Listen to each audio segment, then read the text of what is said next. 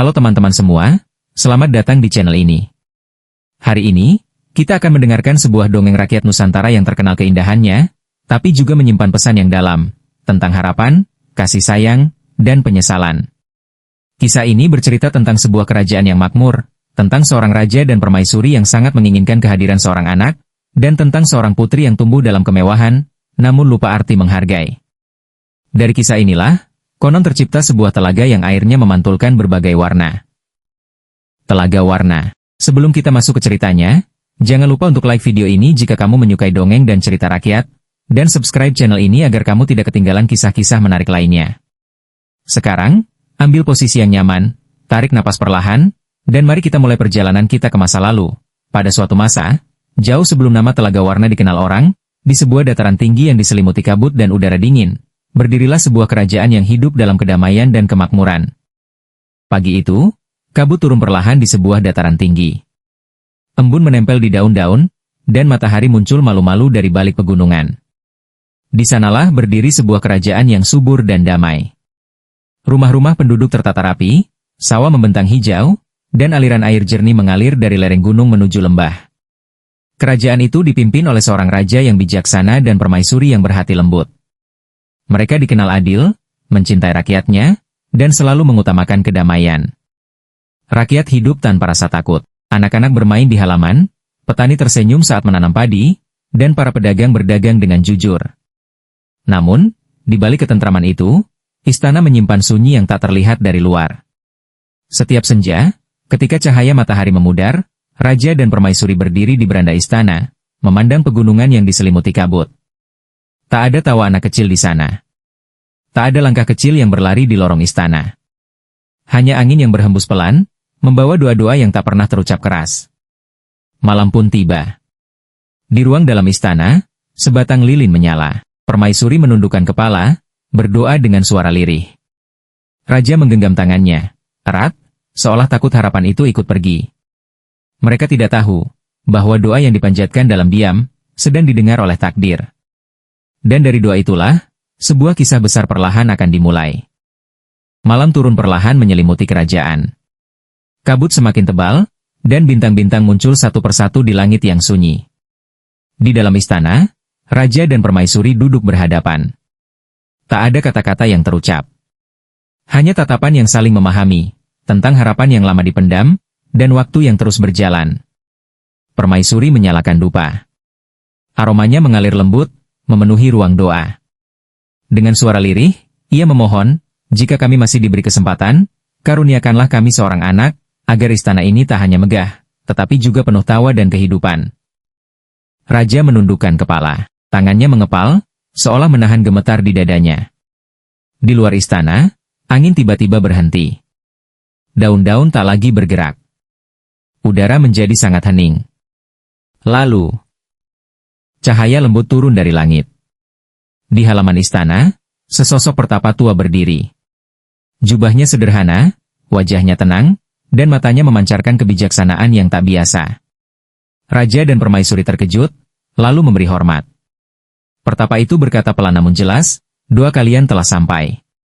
Kalian akan dikaruniai seorang anak perempuan. Hati permaisuri bergetar. Air mata mengalir tanpa disadari. Namun pertapa itu melanjutkan, ingatlah satu hal. Anak itu adalah anugerah, tetapi juga amanah. Didiklah ia dengan kebijaksanaan, bukan hanya dengan cinta dan kemewahan. Sebelum raja sempat bertanya lebih jauh, angin kembali berhembus, dan sosok pertapa itu menghilang bersama kabut malam. Istana kembali sunyi. Namun kali ini, sunyi itu membawa harapan baru. Dan tanpa mereka sadari, peringatan itu kelak akan menentukan nasib seluruh kerajaan. Musim berganti.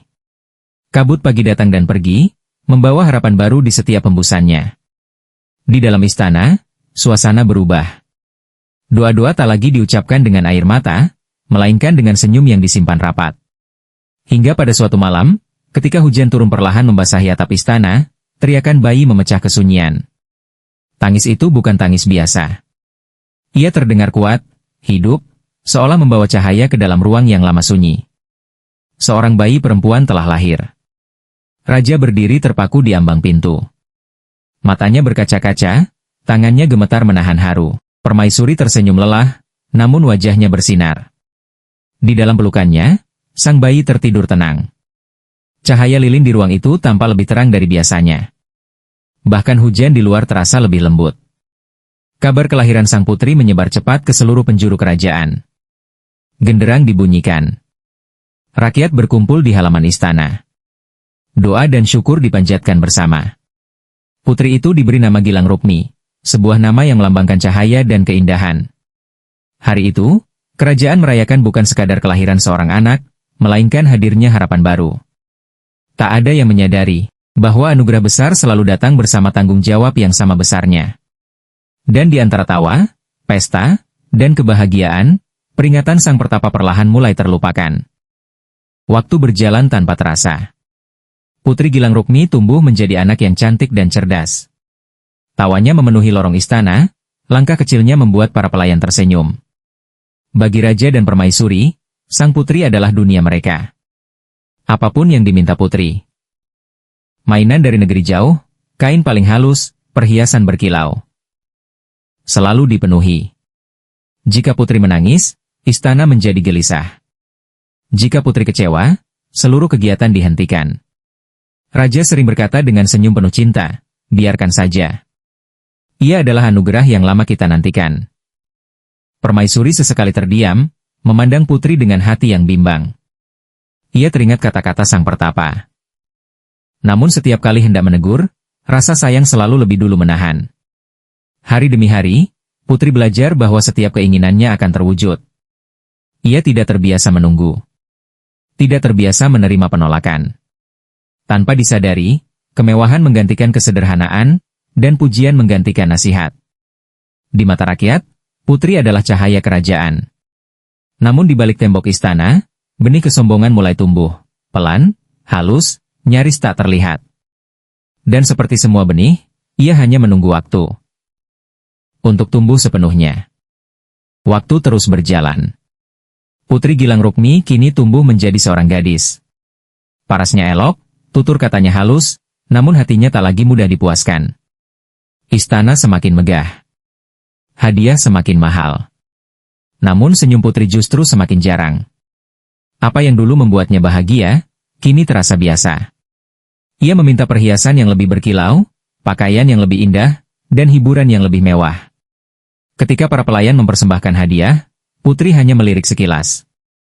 Apakah hanya ini? Tanyanya datar. Tak ada rasa syukur. Tak ada rasa cukup. Raja masih berusaha tersenyum. Ia percaya, semua ini hanyalah fase. Namun permaisuri mulai gelisah. Ia melihat perubahan yang tak bisa lagi diabaikan. Suatu hari, putri berjalan melewati halaman istana. Rakyat membungkuk memberi hormat. Tak satu pun dibalas dengan senyuman. Di matanya, mereka hanyalah bagian dari istana. Bukan manusia dengan hati dan perasaan. Permaisuri memanggil putri dan berkata lembut, "Anakku, tidak semua yang indah harus dimiliki. Tidak semua keinginan perlu dipenuhi." Putri menoleh, alisnya terangkat. "Bukankah ayah selalu memberiku apa yang kuinginkan?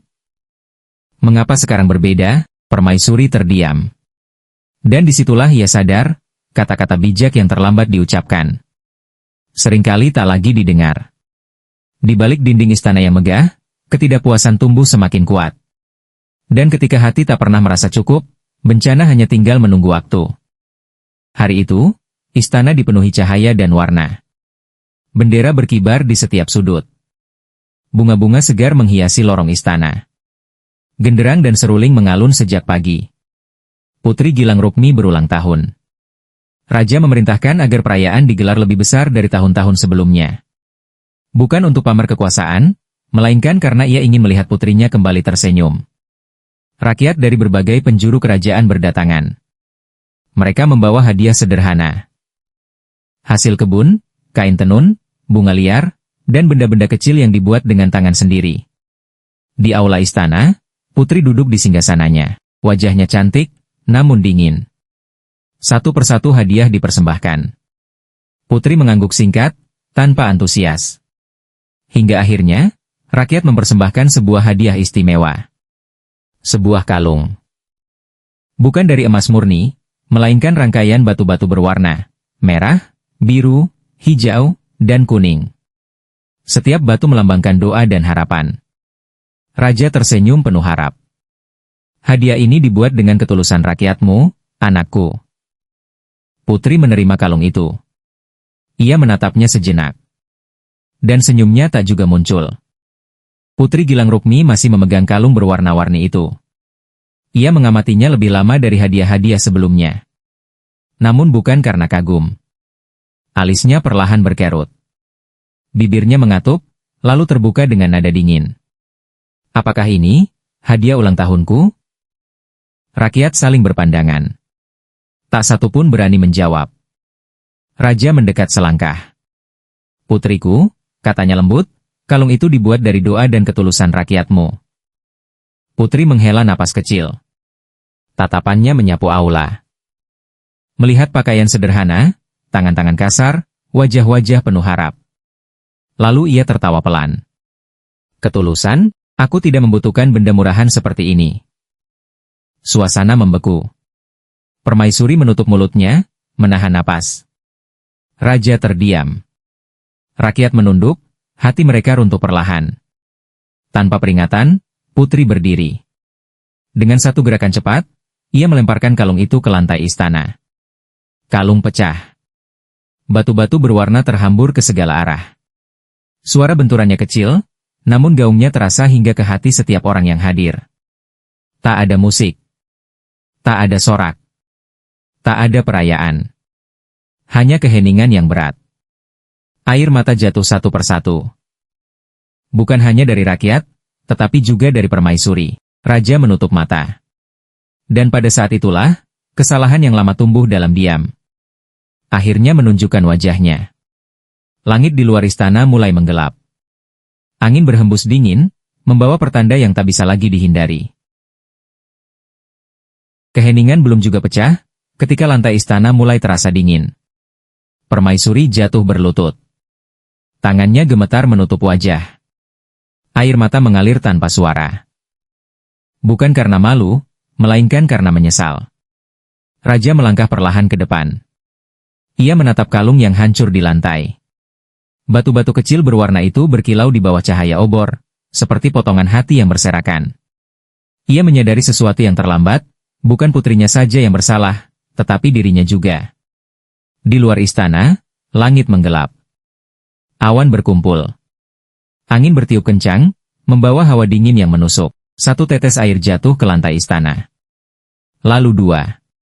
Lalu puluhan. Air itu bukan hujan. Air itu muncul dari tanah. Mengalir dari celah-celah lantai, menggenang perlahan, mencampur air mata rakyat, raja, dan permaisuri. Putri Gilang Rukmi mundur ketakutan. Apa yang terjadi? Suaranya bergetar. Namun tak ada yang menjawab. Air terus naik. Istana mulai tenggelam. Dinding, pilar, dan singgasana perlahan menghilang di balik genangan. Batu-batu kalung yang hancur tadi bercampur dengan air. Dan seketika, air itu berubah warna. Merah, biru, hijau, kuning. Semua bercampur, berkilau dalam sunyi. Rakyat berlarian. Doa-doa dipanjatkan. Namun alam telah berbicara. Ketika fajar menyingsing, kerajaan itu telah lenyap. Yang tersisa hanyalah sebuah telaga luas, tenang, indah, namun menyimpan luka. Putri Gilang Rukmi berdiri di tepi telaga itu. Air matanya jatuh ke permukaan air yang berwarna-warni. Untuk pertama kalinya dalam hidupnya, ia menangis bukan karena keinginan yang tak terpenuhi, melainkan karena penyesalan yang tak bisa diulang. Waktu berlalu. Badai reda. Langit kembali cerah. Kabut tipis menyelimuti dataran tinggi yang kini sunyi. Di tempat berdirinya istana megah, tak ada lagi dinding, tak ada singgasana, tak ada perayaan. Yang tersisa hanyalah sebuah telaga. Airnya tenang, permukaannya memantulkan warna-warna yang berubah mengikuti cahaya matahari. Merah saat senja, biru di pagi hari, hijau ketika kabut turun, kuning keemasan saat matahari tepat di atasnya. Rakyat yang selamat menyebutnya telaga warna. Konon, Putri Gilang Rukmi tidak pernah meninggalkan tempat itu. Ia memilih tinggal di tepi telaga, menjaga keheningan, merenungi kesalahannya. Setiap hari, ia melihat warna-warna di permukaan air. Dan di setiap warna itu, ia melihat kembali wajah rakyat yang pernah ia lukai, dan cinta orang tuanya yang dulu ia abaikan. Telaga itu memang indah. Namun keindahannya lahir dari air mata, penyesalan, dan pelajaran yang terlalu mahal untuk diulang. Dan hingga hari ini, telaga warna tetap ada, seolah mengingatkan siapapun yang datang berkunjung, bahwa kasih sayang tanpa kebijaksanaan dapat berubah menjadi bencana, bahwa rasa syukur adalah keindahan yang sesungguhnya, dan bahwa kesombongan, sekecil apapun, selalu meninggalkan jejak. Begitulah asal-usul Telaga Warna. Sebuah kisah indah, yang lahir dari penyesalan manusia.